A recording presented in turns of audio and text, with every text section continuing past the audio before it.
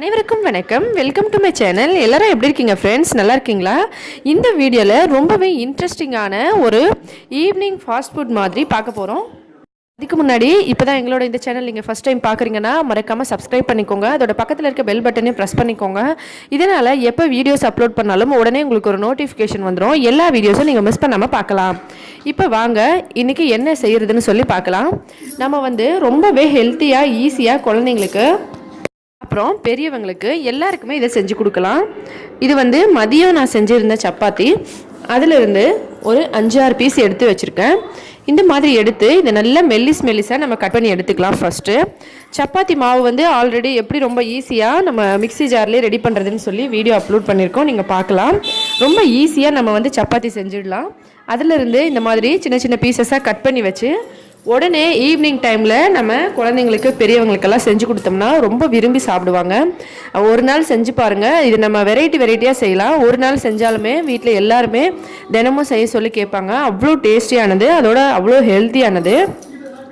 ஒரு சிலர் பார்த்தோங்கன்னா எப்போவுமே வெளியிலேருந்து ஃப்ரைட் ரைஸ், நூடுல்ஸ், அதுக்கப்புறம் மஞ்சூரியன் இந்த மாதிரி ஐட்டம்ஸ்லாம் வாங்கி சாப்பிடுவாங்க ஈவினிங் டைம்ஸில். வெளியிலேருந்து வாங்கி சாப்பிட்றத விட நம்ம வீட்டில் செய்யும் போது அதுக்கு ஹெல்த்தியும் அதிகம் தான். அதோடு நமக்கு எந்த ஒரு வயிற்று பிரச்சனை வராது. நம்ம வெளியில் சாப்பிடும்போது அதில் சோடா ஐட்டம்ஸ், அந்த மாதிரி கலருக்காக அந்த மாதிரி நிறைய ஏதாவது இன்க்ரீடியன்ட்ஸ்லாம் சேர்த்துருப்பாங்க. நம்ம அந்த மாதிரியெல்லாம் இல்லாமல் வீட்டில் ரொம்ப ஈஸியாக நம்மளே ரெடி பண்ணுற பொருட்களை வச்சு செய்யலாம். இந்த மாதிரி பாருங்கள். இந்த மாதிரி எல்லா சப்பாத்தியும் கட் பண்ணி ஒரு தட்டில் எடுத்து வச்சுருக்கேன். இது நல்ல சாஃப்டாக இருந்தது சப்பாத்தி. இப்போ ஒரு கடாயில் ஒரு 3 ஸ்பூன் எண்ணெய் ஊற்றி, எண்ணெய் நல்லா சூடான உடனே அதில் பச்சை மிளகாய், வெங்காயம் சேர்த்துக்கலாம். இதை நல்லா வதக்கிக்கலாம். நமக்கு ரொம்ப அதிகமாக வதங்க தேவையில்லை. இந்த மாதிரி லைட்டாக வதங்கினா போதும். இதோட நீங்கள் கேப்சிகம் கூட ஆட் பண்ணலாம் இந்த டைமில். இதில் பார்த்தீங்கன்னா காலிஃப்ளவர், அதுக்கப்புறம் பச்சை பட்டாணி, கேரட், உருளைக்கிழங்கு இது எல்லாத்தையும் நல்லா சுத்தமாக கழுவிட்டு இந்த மாதிரி சின்ன சின்ன பீசஸாக கட் பண்ணி வச்சுருக்கோம். இதையும் இதோட சேர்த்து நல்லா மிக்ஸ் பண்ணிக்கலாம். இந்த மாதிரி எண்ணெய் நம்ம ஒரு 3 ஸ்பூன் அளவுக்கு சேர்த்துருக்கோம். ஏன்னா இந்த காய்கறி மொத்தம் நமக்கு எண்ணெயில் தான் வேகணும். அதோட நம்ம ஆட் பண்ண போகிற அந்த சப்பாத்தியும் இது கூட வரும். அதனால் எண்ணெய் ஒரு 3 ஸ்பூன் சேர்த்துக்கலாம்.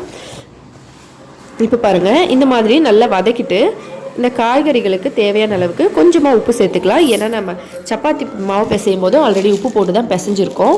அதனால் இந்த இடத்துல காய்கறிகளுக்காக மட்டும் உப்பு கொஞ்சமாக சேர்த்து நல்லா மிக்ஸ் பண்ணிடலாம். மிக்ஸ் பண்ணிவிட்டு இதை ஒரு மூடி போட்டு ஃபுல்லாக ஸ்லோ ஃப்ளேமில் வச்சு 2 நிமிஷம் வேக விடுங்க. ஸ்லோவான ஃப்ளேமில் வச்சு வேக வச்சோம்னா தான் காய்கறியெல்லாம் நமக்கு அந்த எண்ணெயிலேயே நல்லா சூப்பராக வெந்து வரும்.